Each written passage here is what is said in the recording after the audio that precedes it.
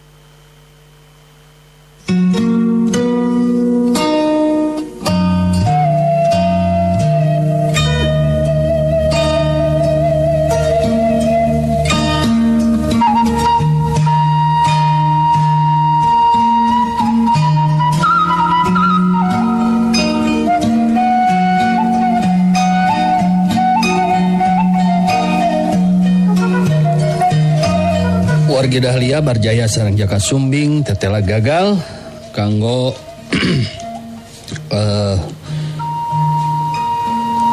lancurkeun paguron macan bodas. Urang lajengkeun putus konseling tanding titisan siluman karya Bagus Rasmati.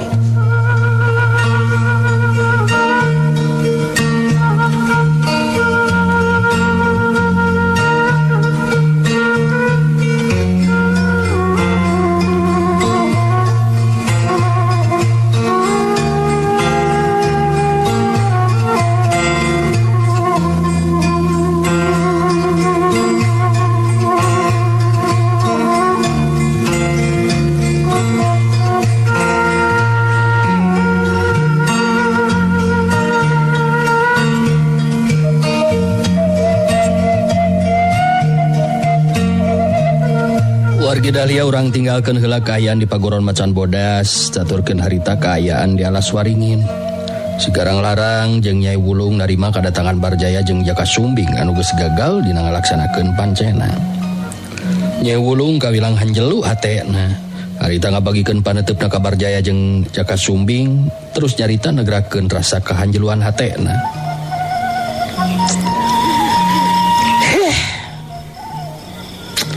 Aing bener-bener tengarti ya.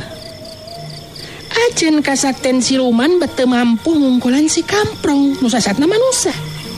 Sakuduna mah keueuh nasi santana jeung si Koncleng maneh duaan teh bisa numpurkeun kakuatan paguron macan bodas. Ari ieu kalah kabalik bari jeung gagal teu bisa diandalkeun pisan ai taeun teh. Nu mantak buru-buru ka dieu oge. Tumali jeung kanyataan anu karanapan ya ku taksiran mah aja nu wesena si Kamprong iwal ti ku Igarang nu bakal mampu ngungkulanana kitu tah. Nya ada di luar dugaan atuh ari ajen kasakten ti alam siluman bisa diunggulan ku si Kamprong mah Nyai. Lumatak iwal ti Igarang nu bakal mampu ngabinasakeunana. Ari kudu ku anak aing deui mah atuh keur naon atuh mah aing make kudu nitah ka maneh duaan. Ya ayeuna mah kumaha ceuk maneh we ieu mah garang. Sebab kenyataan memang kieu geuningan. Ieu dua mangkluk teh tetela teu bisa diandalkeun geuningan. Coba hacikan kumaha ceuk maneh garang.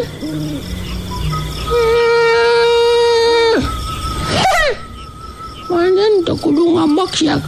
Ku aing bisa kaarti lamun maneh duaan gagal. Aing oge tadina yang uji nepikeun ka mana kemampuan si Kamprong. Namun memang kitu kenyataanana dina peuting isukan ku aing diperemenan ta si Kamprong teh. Dan Barjaya nemongkeun 2 jempolna ka si Garang bari nyarita. Bener kudu kitu ye. Nya da moal aya nu mampu atuh ngungkulan ajan wawasan si Kamprong maka jabati Garang. Bener tah Jaka Sumbing. Ngomong atuh lain kalaka ngabetem cicing kitu wae euy. Deuh, caritaan Barjaya teu salah. Kemampuan kula geus dikorenaskeun. Tapi terpe si Kamprong teu kabeunangan ku panarajang kula. Anu matak nya kudu sampean bagianna mereskeun si Kamprong mah. Nyai Wulung mencereng ngadenge omongan siga kitu teh. Sirahna gigireug bari terus nyarita. Biasa ngareunah pisan maneh duaan mah sia.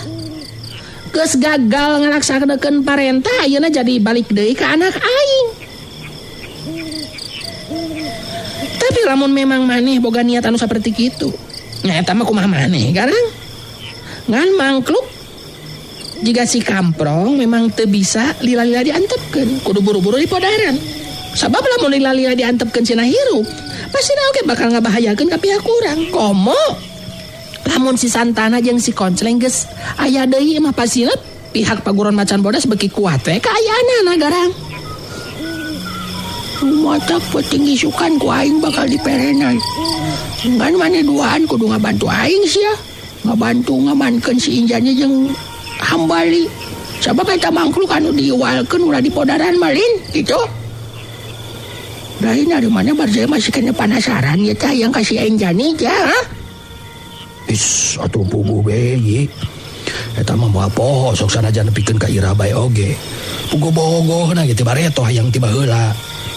Jadi ngeunaan Injani mah tetep kudu bisa kapemilik eta mah. Gitu. Kumaha ka sori sia Barjaya. Murah ka aing lagi. Lamun da maneh cerita nyaho sia teh. Sabaraha aing. Anu matak petinggi sukan maneh nguruskeun si Injani. Nah terus maneh Sumbing nguruskeun si Hambali. Salian teh eta 2 mangkluk. Mulai nama ku aing bakal diperenan moal aya nu disesakeun. Pang-pangna si Kamprong tanu dianggap ku maneh duaan punjul elmuna sia. Nyai Wulung seuri bari terus carita deui. Punjul nasi Kamprong teh sapedah boga ilmu aji lukutan teh eta mangkluk teh Garang. Ngan aing boga keyakinan keur maneh mah eta ilmu teh eueuh nanaonan deuleu. Matak aing boga kapastian si Kamprong bakal kojor ku leungeun maneh Garang. Ngan ari si Sumbing kumaha ieu? Nah rek sira mantog heula terus isukan ka dieu deui atawa rek kumaha ieu Garang? Bener Sumbing mana mantog heula we lah. Pokona penting isukan datang deui ka dieu. Sekalian maneh ngabandungan kumaha ketak aing dina merenan musuh-musuh anu jadi panghalang sia.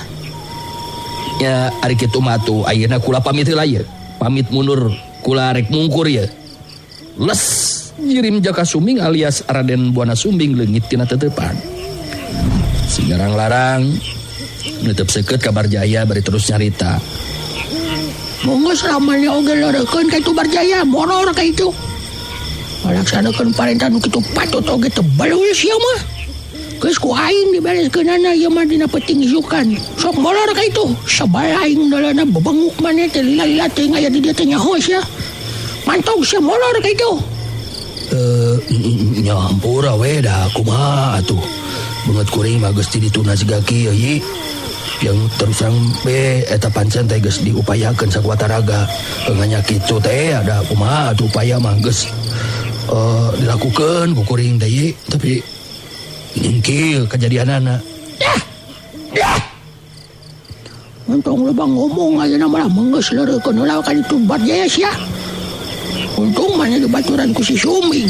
Lamun da nu ngabaturan mah geus balik ngaran maneh teh Barjaya. Tapi aing sorangan jadi penasaran ieu teh. Yang nyaho aing kasapten si Kamprong ku aing sok dipejetkeun sia.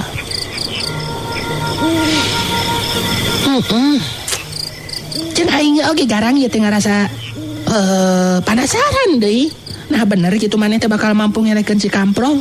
Da cek si Barjaya mah ilmu aji naon? Aji lukutan si Kamprong teh sakitu hebatna cenah. Waktu maneh ka tukang nyobaan narajang ka si Kamprong memang teu bisa keuna kana panarajangna teh kitu. Cik kumaha kira-kira cek maneh garang sanggup moal ngelekeun si Kamprong. Tapi saya jadi penasaran ke aing memantak aing ngebacot tadi gitu ta. Oh tapi kayaknya aing ayeuna leuwih kuat ya. Sanggeus musti kabuana putih diterai ku aing. Mangka kekuatan tenaga sakti aing jadi leuwih rosa. Mantak aing boga keyakinan bakal mampu modern si Kamprong. Oh kacina kanana mah ku aing bakal dibuktikeun dina penting isukan saksian sampai kumaha Barjaya sia. Ya ari garang anu maju mah percaya. Sanajan ilmu aji lukutan si Kamprong memang hebat tapi gerak akang boga keyakinan moal bisa ari kudu ngungkulan kemampuan jigarang mah. Nyai Wulung milu meureun caritaan deui. Heeh meunggeus maneh leureuhkeun molor ka itu Barjaya. Mangkluk nu ngaran si Kamprong mah bagian anak aing we nu bakal ngabereskeunana. Sok mantok ka itu. Untung loba ngabacot wae lah. Rek nahaon loba ngomong oge deuleu. Bukti pancen teu bisa dilaksanakeun geuningan sia mah. Bacot we hayo.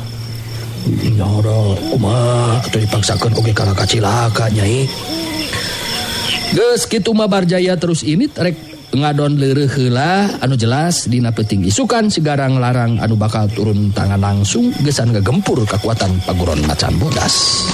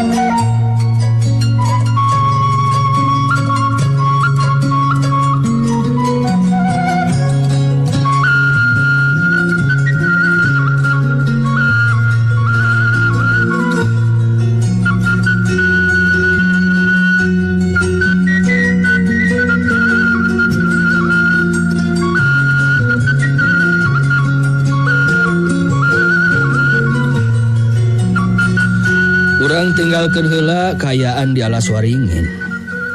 Caturkeun harita si Konceleng di tempat panyingkuranana. Dina peuting eta si Konceleng memang acan sahare, masih kene latihan jurus di tepas imah. Ningali Eyang Jati Bodas keluar ti jero imah, dina paroman anu hegar marah mah ibu be si Konceleng jadi penasaran. Eyang Jati Bodas anu heula nyarita ditujukeun ka si Konceleng.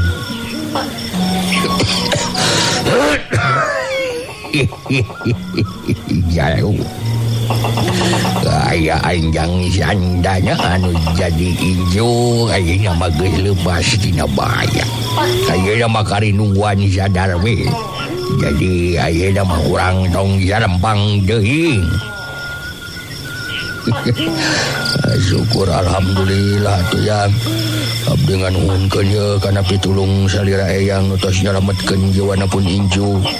Lamun teu pendak sareng Eyang mah duh duka kumaha dan nasib pun inju teh Eyang. Apana nu ngaranna tulung dinulungan gaya sama mah mangrupa kawajiban jalu. Jadi jalu dong ngarajaga udangan budi sagala rupa ka Eyang. Ayeuna mah Eyang teh aya nu rek diobrolkeun ngeunaan masalah anu penting ge teh. Nah, aya masalah naon gitu Eyang? Jadi Eyang teh boga wirajat kurang hade ya jalu. Wirajat kurang hade na ngeunaan kaayaan di paguron macan bodas. Jigana bae isukan bejing bakal aya kajadian nu teu dipiharep ku urang. Nah naon-naon mah Eyang oge teu apa. Jadi wayahna bae jalu isuk-isuk keneh kudu miang ka paguron macan bodas. Lainna naon jalu. Paguron macan bodas kawilang kekuatan penting pikeun merangan kejahatan utamana mah di pihak alas waringin. Ngan mudah-mudahan we ieu wirasat dengan saukur wirasat wungkul dina hareuti eueuh kajadian naon-naon di paguron macan bodas gitu udah jalu. Terus terang ya Yang. Ya bener nama di dinten kamari kene abdi teh kumajot eta yang angkat ka paguron macan bodas. Jawaban uka hiji sejang ngawilujengkeun kana tos rendengan panganten nyata injani sareng kamprong eta saur teh abdi kenging di lembur anu deukeut ka tempat urang yang masa abdi meser kangge kabutuhan urang sadidinten teh atuh anu kaduana abdi ge ngarasa sarempang gitu sabab ayeuna masih garang larang menang bantuan ti bangsa ning siluman nyata Raden Buana Sumbing teh. Jadi abdi mah satuju karena pamikiran teh eyang. Abdi enjing isu-isu kene pasti bakal miang ka paguron macan bodas. Janten punten bae nitipun incu ya teh eyang. Masalah yang jandana nu jadi incu mah jalur. Geus mangrubah tanggung jawab eyang. Pokona mah jalur tong ngaraya salembang sabab kaayaan jang jandana ayeuna geus lolos dina bahaya karinungguan sadarna ayeuna mah. Kitu diantarana obrolan antara si Koncleng jeung Eyang Jati Bodas dina peuting eta. Dikeun si Koncleng hate jeung pikiranna jadi tenang ayeuna mah sabab geus aya kapastian ngeunaan kaayaan santana nu jadi incu. Diubaran ku Eyang Jati Bodas teh geus loba atau geus lolos tina bahaya. Geus loba kamajuan tina kasehatanan mah. Tinggal nungguan sadar ayeuna mah.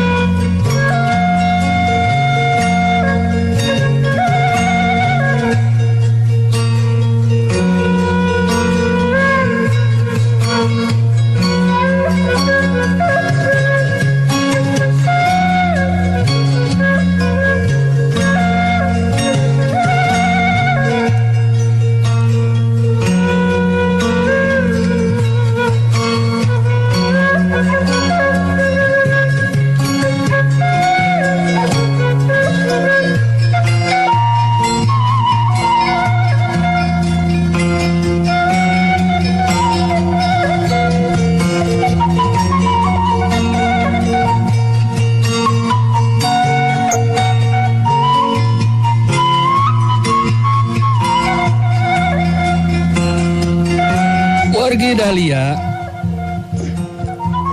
Waktu terus lumaku. Isuk-isuk kene si Koncleng geus miang ka paguron macan bodas. Gancangna carita teka catur di jalana. Pan Ciberang si Koncleng geus datang ka paguron macan bodas.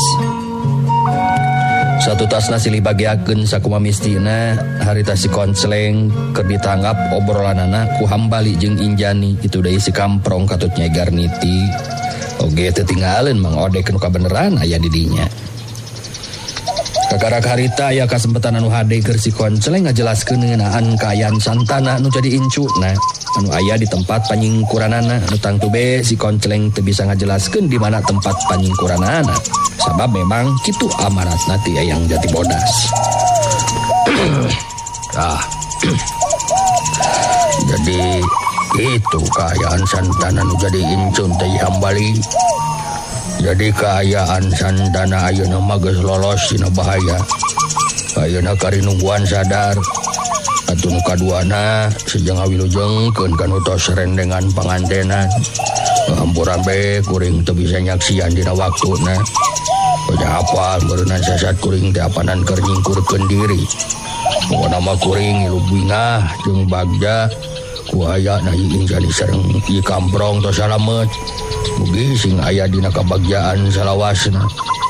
Atuh nu katiluna kuring jeung Eyang Jati Bodas boga wirasat anu kurang hade ku kaayaan anu lumaku ayeuna.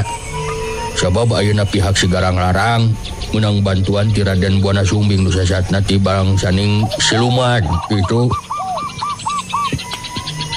Aduh. Ngaturkeun nuhun kana perhatosanana. Ya terus terang Wirasat Ki Konceleng memang tenyalahan. Malihan ti wengi kene salira Ki Konceleng sareng Jang Santana teh nuju janten bahan paguneman ieu teh. Dari margi tadi wengi aya kajantenan anu memang di luar dugaan Ki. Oh, nah aya kajantenan naon kitu ieu Hambali? Janten tadi wengi Paguron Macan Bodas teh kadatangan Barjaya jeung Jaka Sumbing. Janten kieu ari jelas nama Ki. Geus teu talangke deui ku Hambali harita terus dijelaskeun ka si Konceleng ngeunaan kajadian tadi peuting bangsa Barjaya jeung Jaka Sumbing alias Raden Buana Sumbing ti bangsa Ning Siluman. Pikeun ngalaksanakeun parentah si Garang Larang pikeun ngagempur numpurkeun kakuatan di Paguron Macan Bodas. Si Konceleng ngabandungan kalawan Darya pinuh perhatian kana katerangan Hambali. Sanggeusna ngarasa cukup mere katerangan, Hambali mungkas buaran caritaanana. Tah, janten kitu Ki. Kajantenan anu lumangsung tadi wengi teh. Anu disalempangkeun ayeuna teh teu aya deui kajabat ti datangna si Garang Larang anu bakal ngalakukeun tindakan susulan. Ai margi ku kagalna tindakan tadi wengi bisa dipastikeun si Garang Larang moal ngantep kana ieu kaayaan.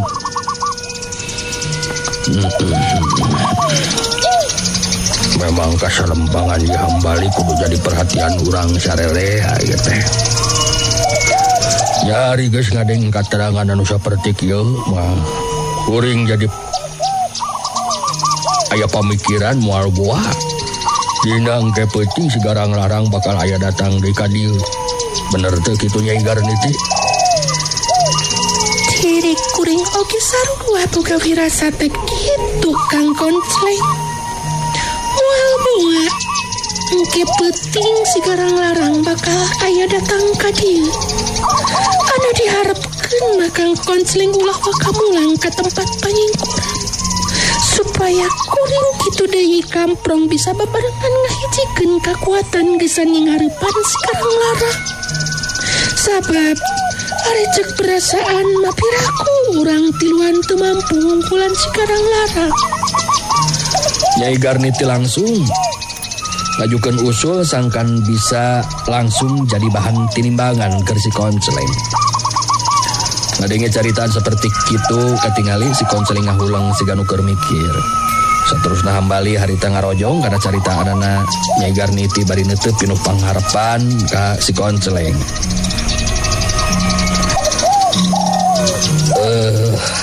Naon anu disaurkeun ku Nyai Garniti memang mangrupi harapan sadayana anu aya di dieu ieu teh Ki Konceleng. Namung sok sanaos bari kitu nya eta mah nyangakeun we ka salira Ki Konceleng bobot pangayon timbang tarajuna mah aya di salira. Anu jelas ancaman ti Garang Larang memang kada disinghareupan babarengan. Anu tos jelas tujuanna teh geus ngagempur numpurkeun kakuatan nu bakal jadi panghalang pikeun kajayaan laku kajahatan gitu.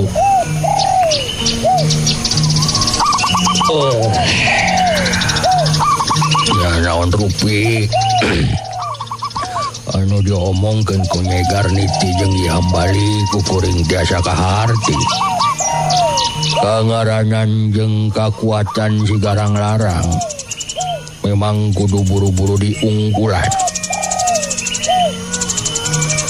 Jadi du masyarakatna eta tinimbangan kuring teu ngarasa kabeuratan.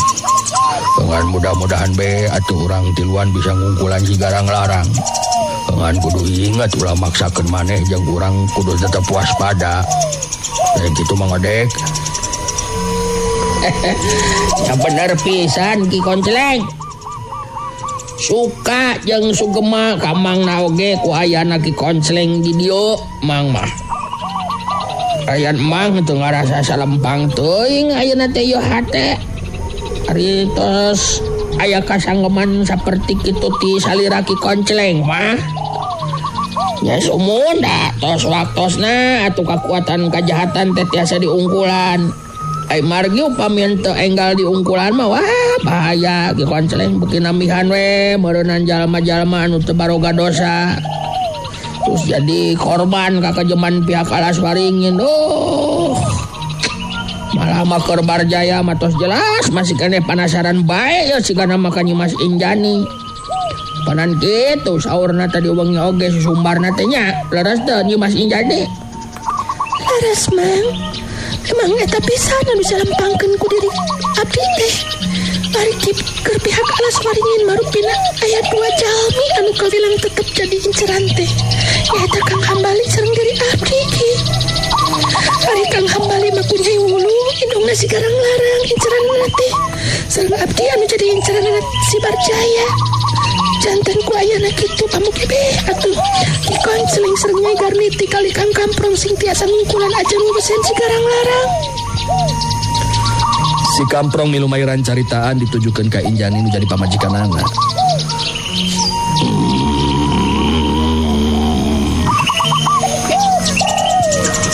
Kudu salempang Injani.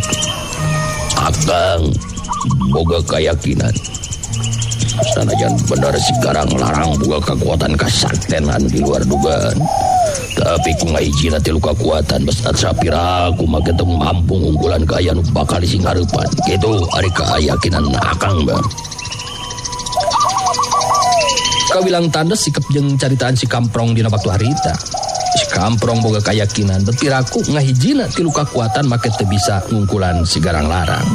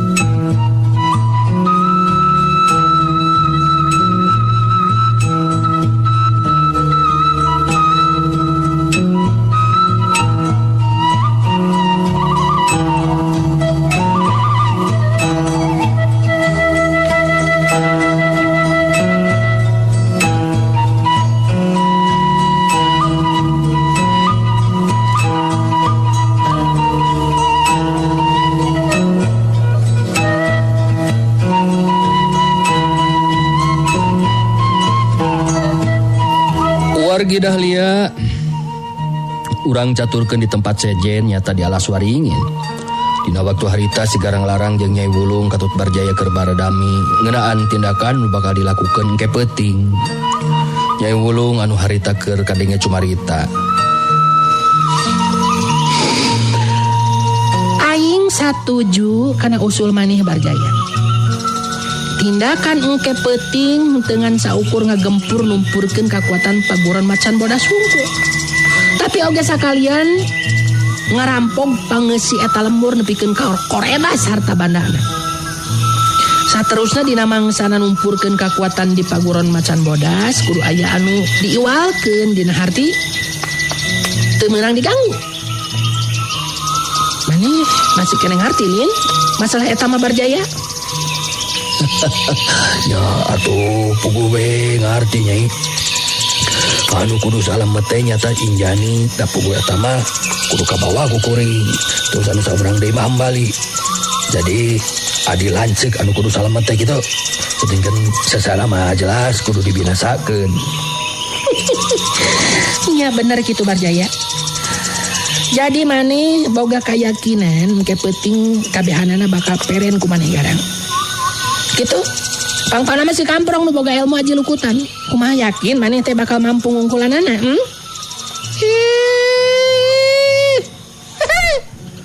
Ora aing mah teu kudu make jeung ngomong 2 kali. Ajeun teh ilmu naon. Moal make kudu jadi pikiran. Paling teh peuting anu jadi andalan paguron macan bodas si Kamprong jeung si Garniti hungkul. Matak bagian mana jeung si Sumbing anu ngamankeun si Injani mah Malaysia jeung si Hambali gitu Barjaya maneh ya.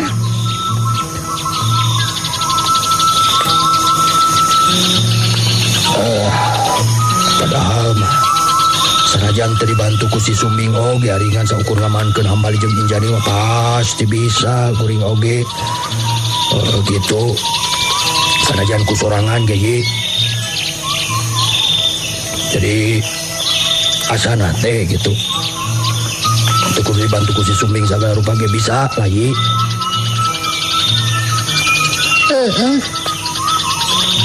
Jika namangan ukur 2 mangkluk eta mah bisa ku si Barjaya hungkul oge teu kudu ngandalkeun minta bantuan ka si Jaka Suming sagala rupa.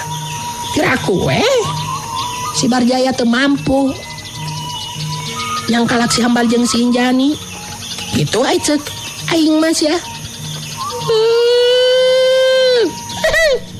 Mana masuk liar gitu mak. Gimana Barjaya juga liar sih mah. Karena si Suming jadi patalukan aing atuh lamun teu digawekeun mah. Jelas manehna mah, manehna kudu digawekeun. Munah teuing ku aing teu dititah mah. Monggo lah mana-mana teu kudu milu mikiran jeung nguruskeun masalah nu keur teu patut lah. Nu penting manehna mah tingali we hasilna. Untuk milu ngatur kan dana rancang aing cek aing oge nyaho. Ya, beunggeus satu hari kitu malah. Lu penting ke aing mah hambali kudu bisa kabawa. Jadi awas ya Barjaya lamun gagal deui. Maneh geus sababaraha kali ngan gagal jeung gagal we kabecus teh Barjaya. Pokona aing mung ngalaman gagal pikeun anu kasakitu kalina. Kaharti omongan aing Barjaya. Beres jahila. Kangaranan digarang anu turun langsung atur di paguron macan bodas geus eueuh si Santana jeung si Konceleng mah nu diandelkeunana nyarek bisa ngalaman kumaha atuh kana ketak jeung tandang digarang dimandang ke penting mah teu istilah make jeung kudu gagal sagala rupa karep jeung pamaksudan urang bakal laksana aya dina kalancaran nyai kitu tah.